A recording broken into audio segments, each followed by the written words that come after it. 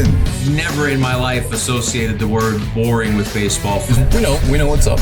Me? Yeah. Famous? Yeah. And I'm like giddy over there smiling like, we're about to win this shit. Did everyone give you crap? Give me a good host story. I'm not picking it up. We both love the game. We talk about it every day. Get on baseball. Having some popcorn, you're fooling around your phone. I'd have to wait in line for 3 hours. Hang on, because it's about to be a wild ride.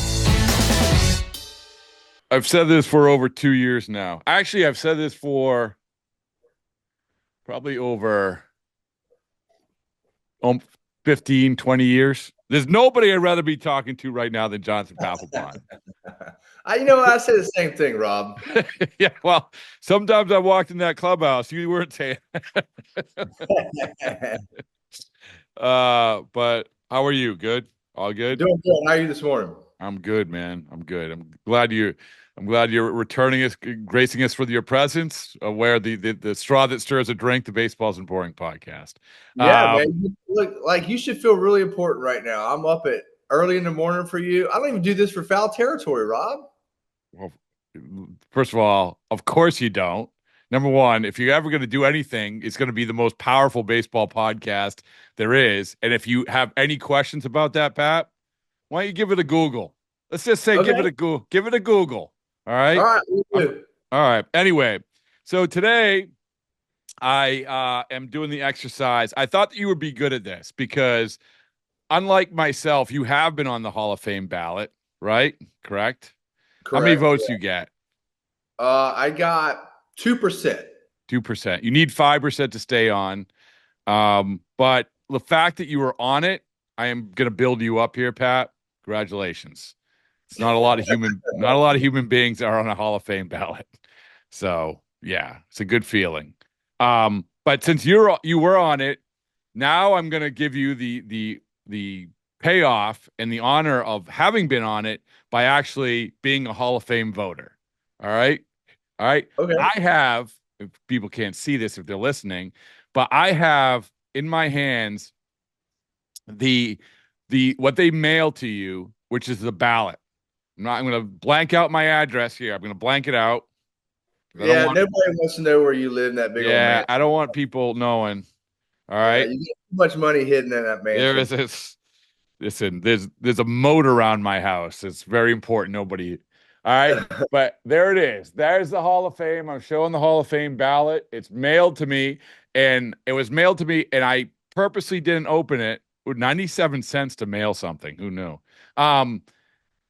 I purposely didn't open it because I was waiting for this moment to open it with you. So we could go through this together. All right? All right. Do it. Let's do it together, Rob. All right. Here we go. I'm opening it. Opening the ballot. Now, let me ask you a question while you open this ballot. Yep. This is your actual Baseball Writers of America ballot. Yes. Okay. Yes. This is it. Is the real deal Holyfield. What's up?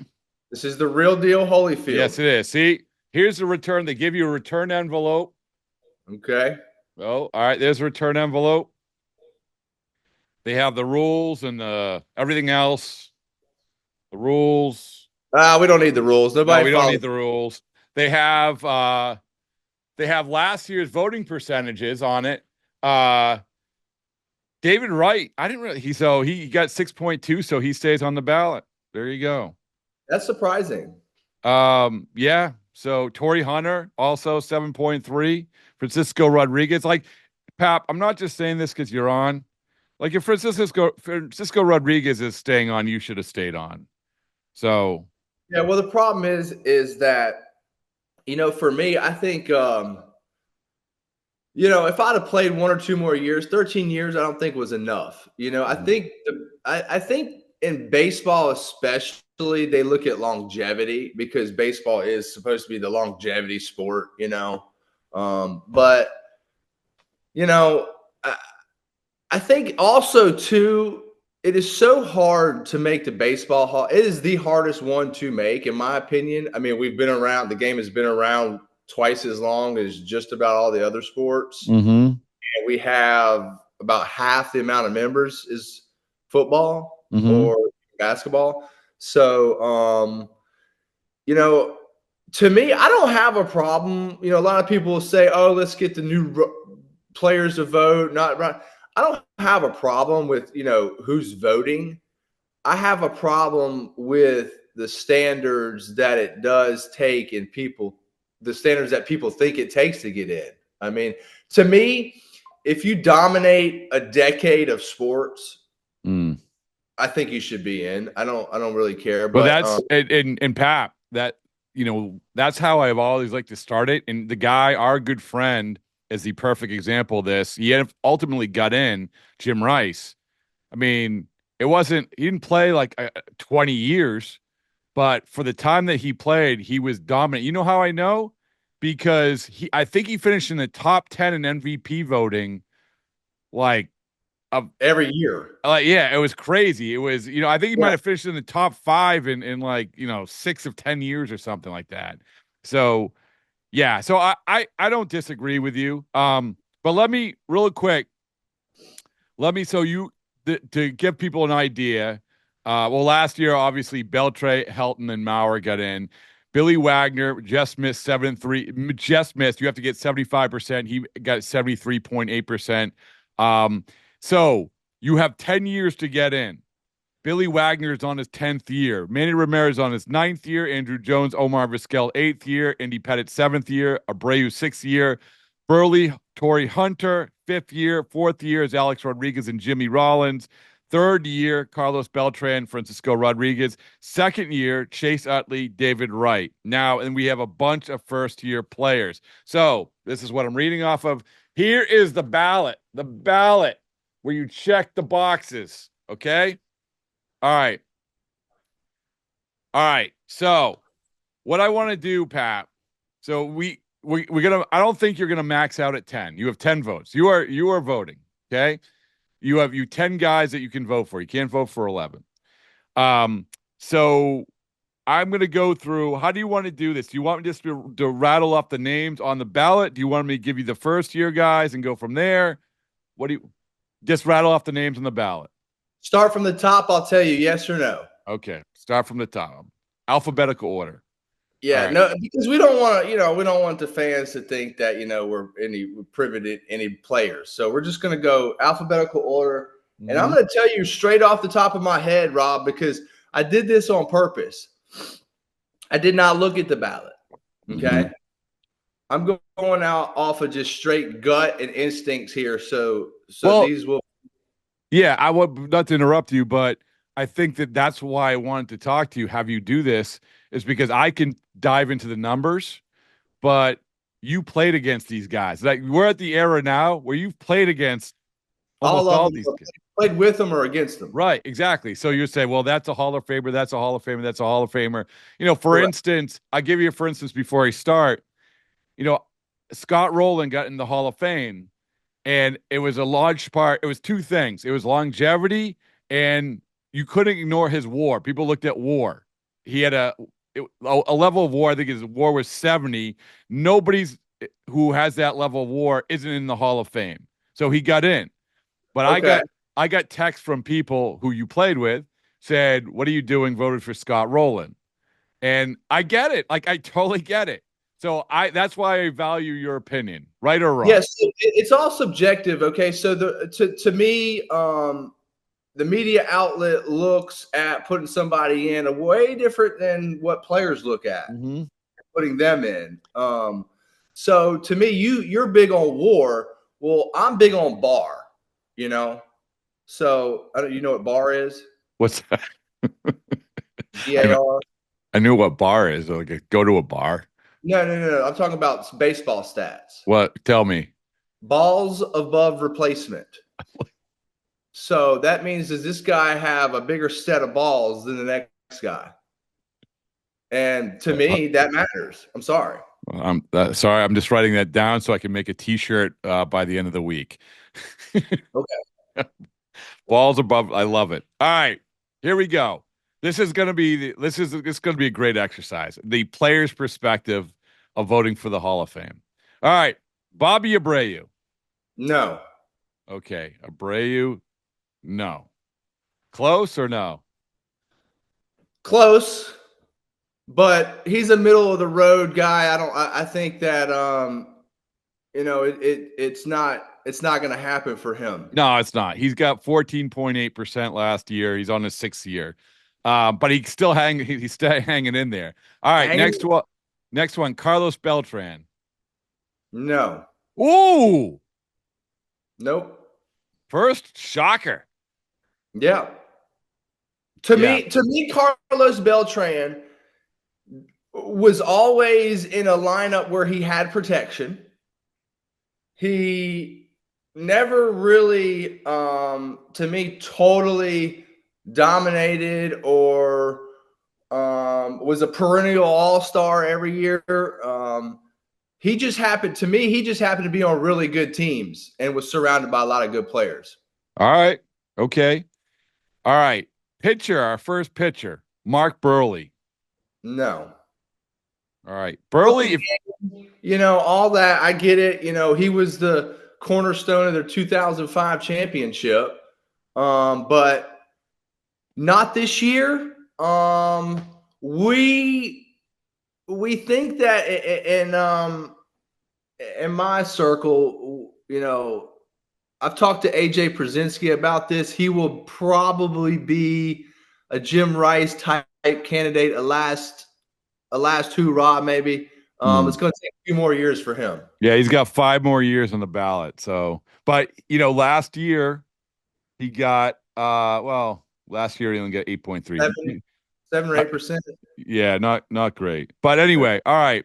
The first timer, first year guy that we're going to mention, Carlos Gonzalez. No, that's not. No disrespect to the Gonzalez family, but no. No disrespect to him, but to me, he was an easy out. Yeah.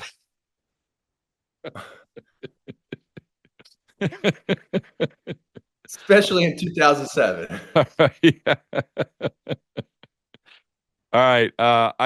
This guy falls under like a guy that you probably would want on your team, a really good player, but not really a Hall of Famer, Curtis Granderson. Yeah, no. This is his first year, right? Yes. Yeah. Yes. Okay.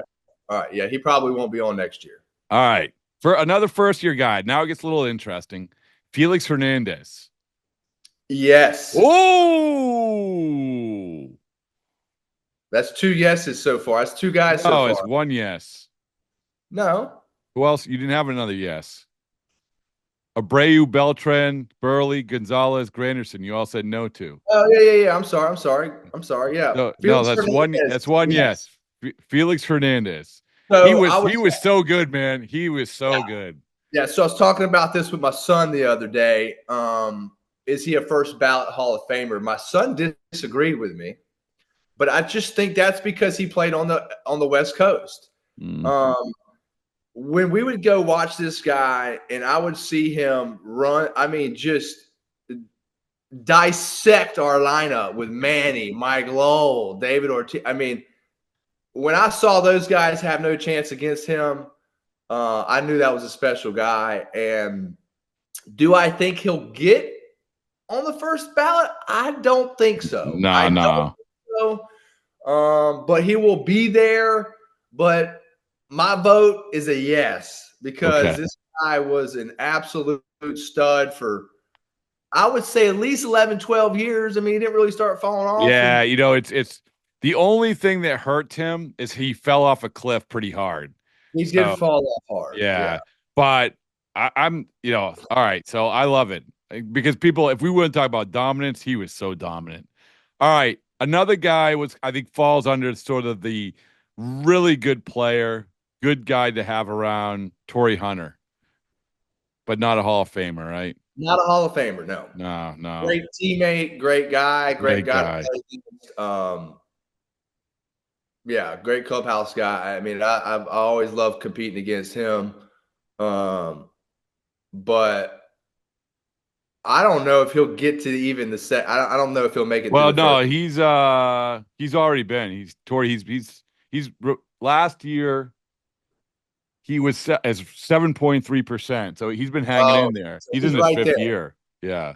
Yeah, so he's probably going to fall off next year. Yeah, I mean, probably be off this year, honestly. All right, another guy along those lines, Adam Jones, first year guy. No. No, again, really good player. I mean, these guys. Yeah, I mean, 12, 13 years, good player, but all you had to do was throw him a slider. I mean, I love AJ, but I mean, and he was another fun guy to compete against. Yeah. All right, now it gets sort of interesting. So far, we've only gotten one yes. That's Felix Hernandez. Felix so far, yeah. What? Yeah. All right.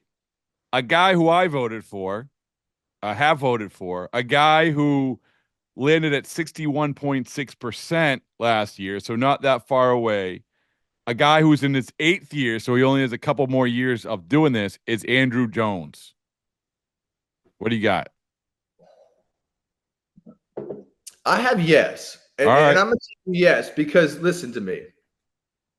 The Atlanta Braves, okay, this is a lot of my formative baseball years. I was watching the Braves. The Braves would have been nobody without this guy, man.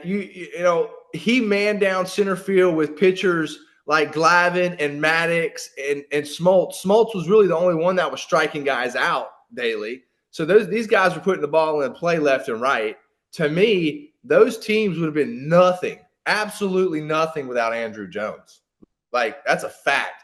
So to me, he should have been in way before this. And if he doesn't get in this year, he's got a couple more years, but I think that more people like yourself have to be screaming this because to me he's a Hall of Famer. No question. And by the way, you realize almost a Red Sox. They almost traded for him. I know. Remember that? I do remember that. I think Craig Hansen was going to be in the deal or something like that. Yeah. Yeah. So what could have been? All right. We got 2 yeses. I'm not going to argue with either one of them. Next one is another first timer, Ian Kinsler. No. No. You even get Ian Kinsler? How does he even get on the ballot? I don't know. He's on the ballot. He had a good career. Yeah, I mean, I don't even think he's ballot worthy, to be honest with you. All right. Well, the next one, maybe you think the same way. Pedroia, that's what he was. Okay. Well, we'll get to him in a second. Next one, you're probably going to say the same thing about Russell Martin. No. Yeah. No. Just keep it going on him. All right. Another one, Brian McCann. Well, he's a little bit different than the last two to me because he had staying power. I mean, for a catcher, he stayed in the game for 13, 14 years. That's hard to do. Yeah. But the problem is that nobody recognizes catchers, dude. What they have to go through and how hard that job is. But that's why I think. Go ahead. No, I think that's why Joe Mauer. I think people understood that about Joe Mauer.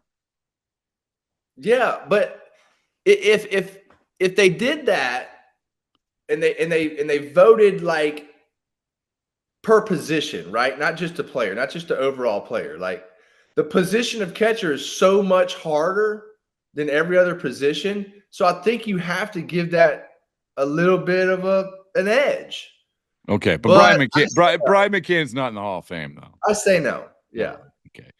All right, we've reached that time. What time is it? It's Dustin Pedroia time. Yeah, I mean, there's no question. He's a first ballot Hall of Famer. All right. First bet. All right, here it is. Hold on, he's calling me. Yeah, man. First ballot. I got you. Now, I mean, look, his resume speaks for itself, but you also throw in the championships with it, and I don't know how the writers will look at this. I think some will view championships they mean more than others. But to me, I know how hard it is to win one, and you don't win any of those that we won without them. So, and what, 17, 18 years? How many did he end up with? Yeah, he was hurt towards the end. Yeah. But, I mean, it speaks volume. It's just like Kershaw. It speaks volumes to me when teams hold guys that they know are out of the game pretty much, but let's keep them around because they mean so much in this clubhouse. And the younger guys learn how to win from them. So to me, that speaks volumes. Also, yes, nobody at Pedroia's level of bar is not. Oh yeah, huge bar. He must have the biggest bar of everybody on this list. Yeah, he's got a 10 when it comes to bar, and you can only go to 10. All right. Well, okay. Pedroia in. So far, we got 3. All right. Andy Pettitte. Andy Pettitte to me is going to be a tough one. I'm going to say yes. Ooh. I'm going to say yes. Okay, I know the steroids. I get all that. I know, but we had an apology bomb. You know. Yeah. I'm sorry, everybody. You know, he's a Christian guy. I know that. You know, I'm sorry I took the steroids. He manned up, right? But to me, Rob, I don't give a shit whether you took steroids or not. I really don't. Now, I didn't take them because I didn't need them. I didn't feel like I needed them, and I didn't want to take that that chance, right? I didn't think the chance overweighed what I could do. You know what I'm saying? Right. You know Yeah. But you got to understand, we were in an era of baseball that Andy Pettitte came up in where everybody was doing steroids. Everybody was sticking needles in their ass. I don't care who you were, right? There were a small percentage that did it, and good for you. Great. Congratulations. You stayed pure. But in a world where everybody was doing it, I don't care about the steroids. I really don't. Like, it's not going to help. Steroids don't help your hand-eye coordination. They maybe help you hit the ball a little farther, and they maybe help you recover from injuries a little bit quicker. But, yeah, and they may help you throw the ball harder, but that doesn't allow you to place the ball any better. It doesn't allow your location to get any better. It doesn't allow your hand-eye coordination to get any better. So to me, I don't really care about guys that did steroids. I knew tons of guys that were doing steroids when I played. It didn't bother me, but he's in. He's in. He's in. So it's funny because he is, let's see, he's in his 7th year. He's only gotten 13.5%. I think I'm shocked by that. I'm shocked that he isn't have a better case. But you know what? People like you maybe will get him in there. There you go. Well, we're going to get to some more of those steroid guys you're talking about. The Ramirez brothers, Hanley Ramirez, yes or no? I'm not saying he was never popped for steroids. I want to make that clear. A guy who has been popped for steroids, Manny Ramirez. Yes. He's in. Manny is in. As much as he was up and down on his steroids and whatever he was taking, and he was, pretty tough teammate to deal with at times, I don't give a shit. The man, when he wanted to show up, he showed up. And when he didn't want to show up, he simply did it. It was that simple with Manny Ramirez. It's also, one thing about him is the art of hitting with him was crazy. Like the shit that he did, like it sort of gets washed away with a lot of the steroid stuff and how wacky he was and how unreliable he was at times. But the stuff that he did as a hitter was insane. Like the eyesight stuff, the prep rate, like all of it. Nobody prepared harder as a hitter that I've seen than Manny Ramirez. And nobody had more just straight raw talent. Mhm. To me, I'm going to say it. He's the greatest right-handed hitter I've ever seen. Wow. All right. And so I think he deserves to be on the Hall of Fame. Now, like I said earlier, the only ever problem I had with Manny, and it's been well documented, even in the comeback with the Netflix. Yeah. I mean, come on, Manny. Like, you're just not going to show up today. That's the only problem we ever had with him. But I don't think anybody would disagree with me that he should be in the Hall of Fame, despite the steroids. Yeah. You know? Well, he's not going to get in, Pat, but I voted for him. I think he should be in. I think he should be in. And why do you say he's not going to get in? Because he's in his 9th year, so he's got this year and next year left, and he's at 32.5%, and it's not going up. That's the problem. Is it sometimes if you're at 32.5% and you're in the first or second year, then fine. You're golden. Then, Yeah. But yeah, it's too deep. People are dug in. All right, Fernando Rodney. No. Okay, I knew that was going to be quick. No. All right, Alex Rodriguez. Yes. All right. Yes. and look, Alex is Alex, man. You know, there's another well-documented story with Alex and who Alex is. But to me, he was one of the hardest outs I've ever faced. Professional hitter, much like Manny Ramirez. I don't think he was as good as a right-handed hitter as Manny was, as far as being able to sit on one pitch, being able to know what the pitcher was doing to him and all the kind of stuff that Manny did. But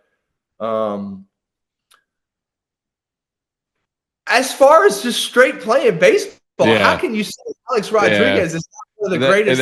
And that's what I come back to, Pat. I mean, that's what I come back to. It's just like, it's baseball, We're talking man. about baseball, right? We're talking about baseball.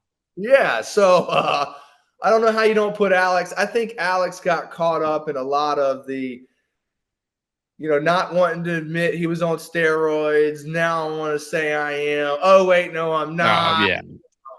Listen, if you ever watched the Balco documentary, when you're hiring people to hold signs outside, like signs of like, I would love to hire people to hold signs for me, but probably in his case, it wasn't a great thing. All right. Francisco Rodriguez, J-Rod. I say yes. Ooh. I say yes. Yes. All right. He's worked his way up and top 10 in the saves list, and I'm going to go on a limb for my fellow closer and get him in. For closers, I feel like it's the exact opposite with catchers. Catchers get a little bit of a break. I think closers don't get a break at all. No. It's just either you're that hero or the GOAT type, and if you didn't just dominate as a closer and kept your role as a closer throughout your entire career for 15 years plus, then I think you should be in. And if you don't do that as a closer, and got to be on the top 10 list, but if you don't do that, it's just so much harder. Yeah, we're gonna get to Billy Wagner a little later, but that's the sweet spot of that. What you're talking about. All right, Jimmy Rollins. No. Nope. CC Sabathia. Yes. Ooh. Sabathia. I look at Sabathia at what he did with the Brewers. I look at what he did with the Indians and even the Yankees. Yeah. He was. So I look at those three teams that he was on, and he was the main chess piece on all of those teams. When we went in 07 to play them, you had to beat CC, and he was coming back in. If you didn't, you were losing. The Milwaukee Brewers, when he went insane postseason that year, pitched like every 3 days, If you didn't beat CC Sabathia, you weren't winning. Yeah. And the same thing when he won in New York. So to me, he should be a first ballot. Or is this his third year, isn't it? No, first. First? Yeah. So first year, like I said. Yeah. He was part of all the games that I've covered, maybe one of the definitely top 5, top 3 memorable games. That was Game 5, the ALCS 2007, when you guys are down 3-1. Beckett's girlfriend singing the national, or ex-girlfriend singing the national anthem. X, yes, X. And but people forget that the Cleveland was up 3-1 in that series with the Cy Young Award-winning pitcher on the mound in CC Sabathia. Yep. And you know what, Pat? That's why every single writer in Cleveland the night before got obliterated, because everyone thought it was over. Right. What a game. It's almost like, they did the comeback series, but like really in 2007, we were just as much in a predicament as the 04 team. If not more going against CC Sabathia. Yeah, and you have the workout day, like Ortiz, whatever, says whatever he says. So it's funny because, and you were in the middle of it, so you know better than I do. All I know is what I know. But Ortiz does like well, Boston, whatever, bad motherfuckers, whatever it is. And then you have Manny literally saying it's not the end of the world. Like, right? Yeah. And that's what allowed us just to go out and play ball. And then you got Terry Francona walking throughout the clubhouse and nothing but his draws on, being like, you guys want to go home? Or is this over? Or are we going to keep playing? What are we going to do today, guys? So good. And then Beckett giving the ultimate badass performance. Like we talk about his girl, like obviously because people don't know, Cleveland rolled out his ex-girlfriend, Danielle Peck, to sing the national anthem. Basically, he's on the mound, she's staring straight out at him, singing the national anthem. And then they roll her out for the God Bless America, too. And Beckett you talk about the ultimate, balls above replacement performance. Holy man. That was one of the biggest balls above replacement times I've ever seen, because here's the thing is, I don't think Cleveland realized what they were doing. Like, they didn't know Josh Beckett like we knew Josh Beckett. That was their worst mistake they could have ever done. Did you close out that game? Yes. Yeah, because he pitched 8. Yeah. The other thing, Kenny Lofton with a bat, yeah. It was great.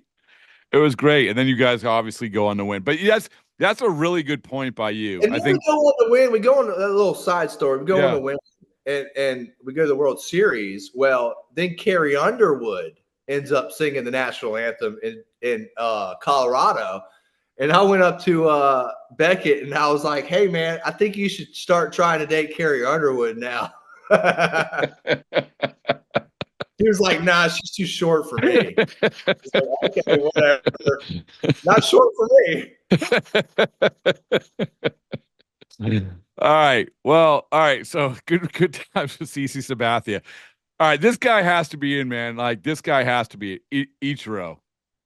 Yeah. Yeah. The greatest Japanese player since Shohei Ohtani. How hard was it, as a pitcher? This is, again, perspective that I don't have. He must have been one of the toughest guys to get out, right? He was, but for me, I have to go back and look at it. I think I had really good stats against Ichiro, just because simply I don't think I threw him. I knew that Ichiro could take you yard if he wanted to, but I knew most of the times in a tight run game, which I was pitching in, he wasn't trying to take you yard. He was trying to get that base runner, that catalyst. So most of the times I threw it right down the middle to him and said, take me yard, and he just happened to get a little bit too big. And I think he popped up mostly against me, but first ballot, no doubt. Yeah, I'm trying to look it up right now what you were against him, but it's a good point by you. I mean, hold on one second. I'm going to find this. It's very important. All right, so he was just 3 for 12 against you. Yeah. No extra base hits, 3 strikeouts. Yeah, so I don't really dominate. remember him dominating me too much. I used his advantages to my advantages, so I knew what he was trying to do most of the time. But greatest Japanese player we've seen since Shohei. All right, so when Yeah. we have, let's see, 1, 2, 3, 4, 5, 6 left, and you have 1, 2, 3, 4, 5, 6, 7, 8, 9. You already have 9. And so it's fine if you go over 10, but we're going to have to go out and back and pair. You're going to have to take one out if we do that. All right, here we go. All right, go ahead. Troy Tulowitzki. No. Okay. Really good player for a little bit, but no. Yeah. Chase Utley. No. No. Same thing. Yeah, I mean, good player, great. I mean, good teammate. I just stuck around for a while. He might eventually get on just because last 4 years of it. Yeah, I mean, Pap. I mean, this is his second year, and last year he had 28.8. It was, that's pretty not terrible. That's not terrible. See, here's the people in Philly. They love him. The Philly people love him. Philly writers love him because he was kind of like a yes man, never really controversial. Mm-hmm. So all the writers I knew loved him. But to me, it was the last 6 years of his career. I think he was always hurt. Mm. I mean, when I got there, I think he only played 60 games. And then after that, maybe another 60 the next year. Yeah. So to me, he was always hurt. He just didn't play enough towards the end of his career. Omar Vizquel. No. Billy Wagner. Boom. Yes. There's my final. I got 2 more. You can add these guys if you want. But Billy Wagner, he is going to get in. He's at 73.8. I thought he was going to get in. And you played with him, obviously. You know him. He should be in by now. I love the fact that when he's come on the podcast a bunch of times. We appreciate it. And I love the fact that he just really is honest about really wanting to be a Hall of Famer. He's just honest about it. Yeah. right? Yeah. And that's Billy for you. Yeah. Billy doesn't sugarcoat anything. He's going to tell you straight up how he thinks and how he feels. And what a great teammate, man. I just wish he could have got in earlier because, to me, he was one of the guys I watched coming up, no doubt, but you look at how he has put together a career that is unmatched by any other closer, in my opinion, really and truthfully. And the stature of the man to go along with what he threw was even better, man. And we want to talk about Barr. He's a 10, man. This guy's got a huge sack of them. Did you know it? Did you know him at all before he was went to you guys? What was it? No, he called me though, and he was like, "Hey, look, I'm coming here to try to win a championship." End of story. And I said, "Come on, brother, let's go." We had Bobby Jinks. I was never like, "Oh no, don't bring somebody to come help our bullpen because I might lose my job." Mm-hmm. Well, I never thought that way. Mm-hmm. I always thought, I don't give a shit if it's bring Daniel Bard up, bring Bobby Jinks in, bring Billy Wagner in, bring Eric Gagne in. Mm-hmm. I don't care who it is. The cream will rise, and the closer will be the closer, whoever it is. And I always loved competition. It was always fun and great, and I accepted it and loved it. But he called me and he was like, "Look, man, we're here to do one thing," and he really put that in perspective for me. So that's cool. That's good. Yeah, that's good. That's good to hear. Again, he's going to get in. If he doesn't get in, there should be an investigation. There's 2 more, and again, you're at 10, but you can pick one of these guys, and we'll have to pare one of them down. David Wright. No. No. Okay. I'm sorry. And it surprises me how much he's gotten voted so far, too. A great guy. I mean, Well, he sneaked in. Like he snuck yeah. in. He barely kept on the ballot 6.2. Yeah. So So he probably won't be on next year. no. Last one, Ben Zobrist. Nope. No. Okay. All right. Hey, you landed at 10. I told you I would. Look at you. Look at you. Science and math. Yeah, And man. you know what? The lesson to be learned is that if you just stick with the most important stat, which is balls above replacement, you'll land at a good place. Yeah, and if you notice, all my selections are really big bar guys. Yeah, really big bar guys. All right. Why I have you here, I want to ask you. Soto sweepstakes. Go ahead. Yep. I knew it was coming. Yeah, well, you're here. Yeah. All right. Not happening. So the what? Not happening. For the Red Sox. No. I mean, he's going to sign a contract. It is happening somewhere. Oh, he's signing a contract. I mean, I don't care. He's signing a contract. And I promise you this, he learned his lesson, and maybe even Scott Boras learned his lesson. You don't not sign guys and let them go into the season halfway through and not have spring training, okay? Because two of your guys proved to you last year, and if Scott Boras is listening, I know Scott Boras is a huge baseball is a boring podcast He's been on a few times, yep. Yeah. So, Scott, let your boys go to spring training and don't let this happen to Soto. All right, this is the fun game that we play. We've been playing almost every day. Percentage, so you have the teams that are involved. Let's say 5, right? So you have the Mets, the Yankees, the Blue Jays, the Dodgers, and the Red Sox. Okay, yeah. Again, since you've proven that you're good at math, we get up to 100%. I want you to give the percentage that you think Soto has a chance of landing with those teams. Blue Jays, 0%. Okay.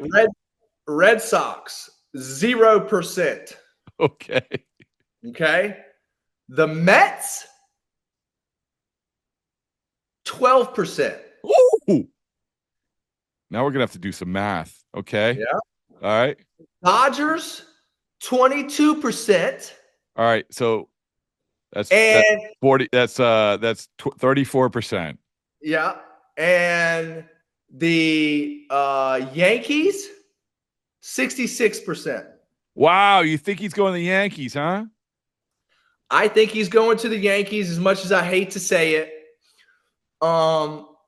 Just simply for this reason. Number one, they will be willing to spend the money on Soto because they've had an ability to have him in-house and watch him, right? Mm-hmm. All the little characteristics, all the little innuendos, his home life, his family life, his away life, all these different things that they get to see that the Red Sox haven't gotten to see, or the Blue Jays or the Dodgers.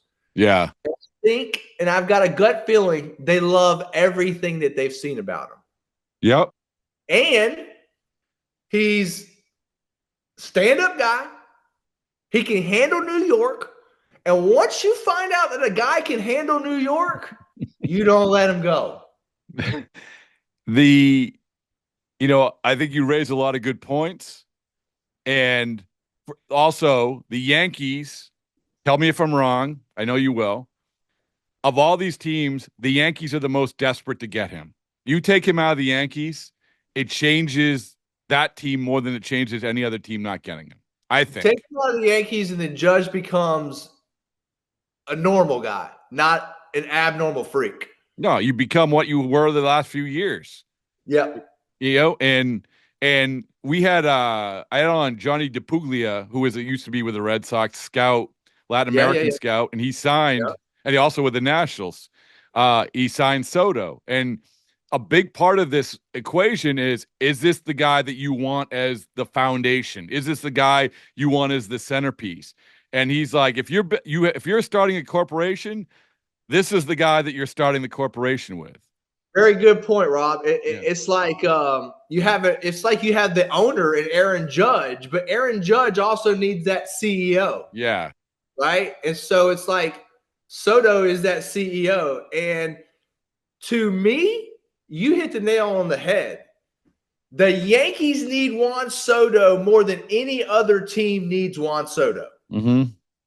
And so I think it would be wise for the Red Sox to get into a bidding war with the Yankees just so you push the value up and you make them pay. And I know we've done that before. It's been known to be before. So, yes, are the Red Sox in the Soto sweep? Oh, hell yeah, we're in the sweepstakes. Yeah, we're in it for one reason, to drive the price higher.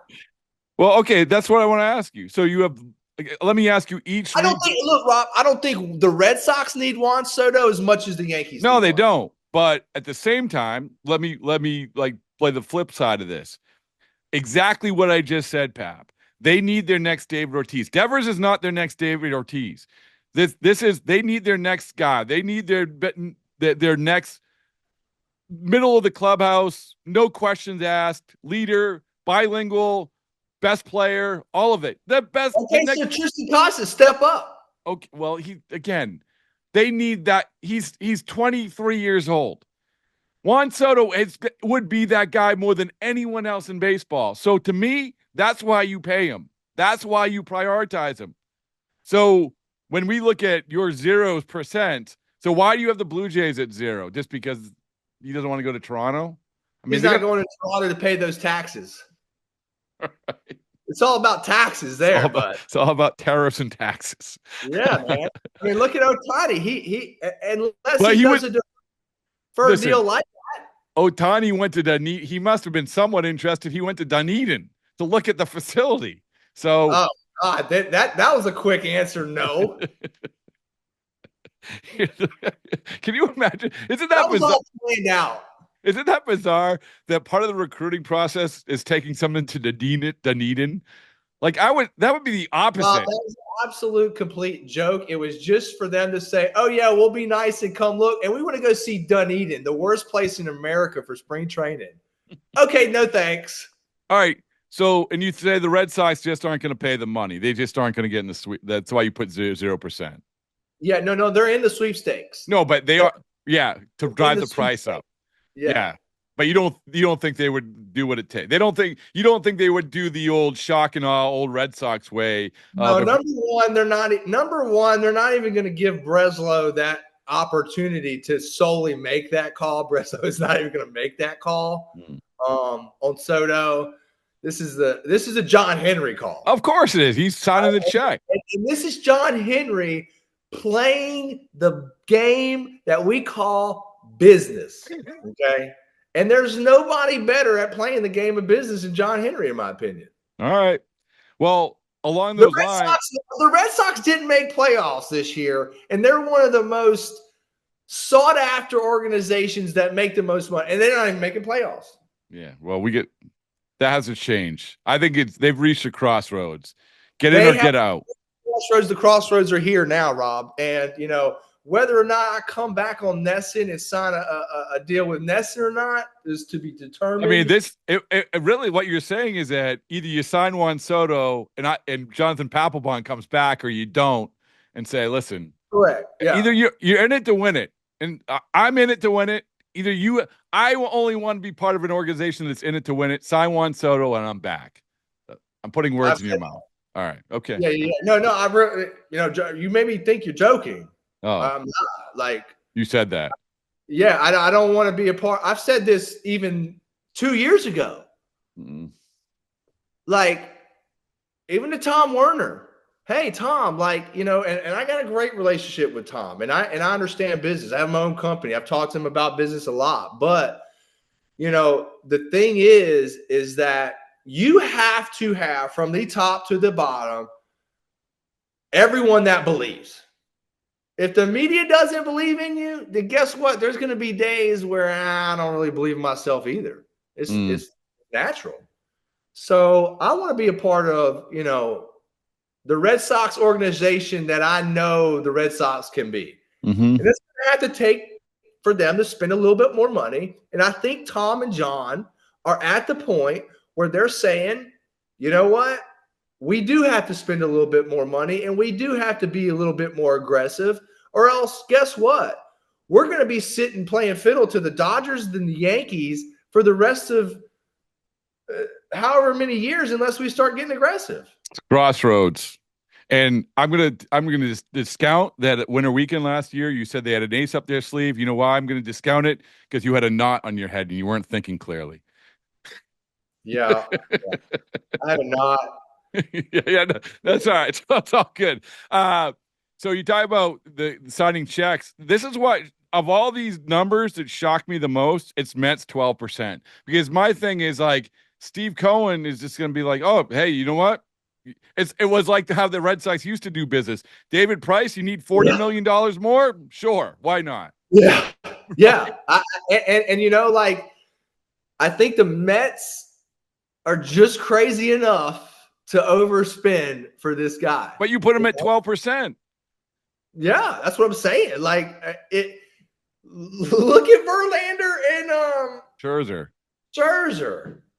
I mean, those deals were insane. Like, did those pan out? No. So they're not worried if a deal pans out or not. So that's why I put them at 12%. But you put the Dodgers ahead of them. Yeah.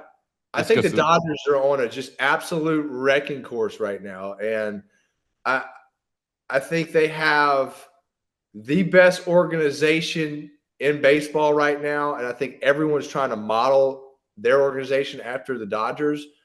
By the way, also players want to go there, and not just because they're spending money, but I said this the other day, was players view the Dodgers. If I go there, I'm going to be better and I'm going to make my money. You know, that this is a very real thing, I think, in baseball, right? So yeah. I mean, you look at guys like Kike Hernandez, who's gone back there twice now, right? Yeah.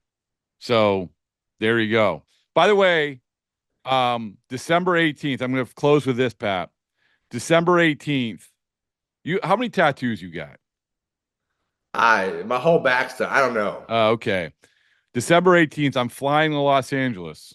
Oh, yes. You're getting a tat of baseball isn't boring, aren't you? Yep. Joe and I sitting side by side. Is Joe going to get to do it? Yeah. Joe and I are sitting side by side with the most famous tattoo artist in America, Mr. Cartoon. Oh, Cartoon, yeah, the Mexican guy. Yeah, Mr. Cartoon. He's doing it. I'm flying out 18th. I am extending a formal invitation. If you want to, we got a third seat if you want to sit there. I tell you what, if you let me get the ink gun and do a little tattoo of myself, I'll be there. What do you mean? Like, I get the tattoo. I get to do some of it. You wait. Oh, you should let Joe. Actually, I think you should let Joe do it. I think you should let Joe do some of it. First of all, I don't have any tattoos. Zero. Other than none. Oh.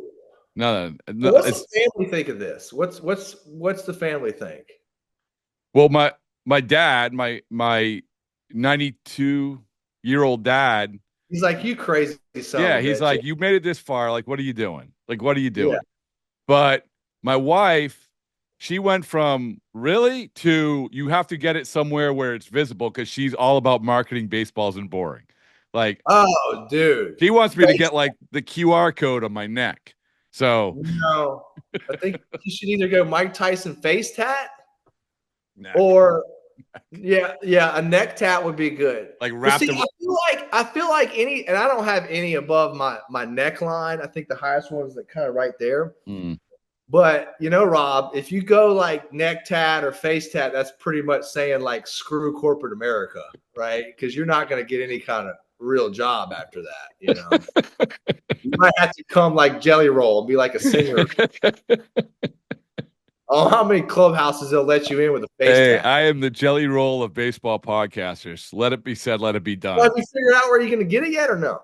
No, we're still talking. I think if I want to make it visible, I think the best place is probably the forearm, right? Because you just say here, baseball isn't boring. Here it is. Shoulder, you would have to lift up your sleeve, and I don't want to expose my pipes too much. Yeah. Too intimidating. Go crazy if that happens. Legs, maybe a leg sleeve, like this right down the side. How big are we talking? I don't know. We don't know. Like it's this. I mean, Mr. Cartoon, Google Mr. Cartoon. There isn't a celebrity that he hasn't tattooed. Yeah, I mean, you're in good company, no question. Yeah. Now Joe's got tattoos, doesn't he? Who? Joe? Yeah. Yeah. Yeah. Yeah. This is more of a commitment from me than him. Are you kidding me? Yeah. Yeah. So, all right. All right. Well, you guys make a great team, so I'm sure it'll be great.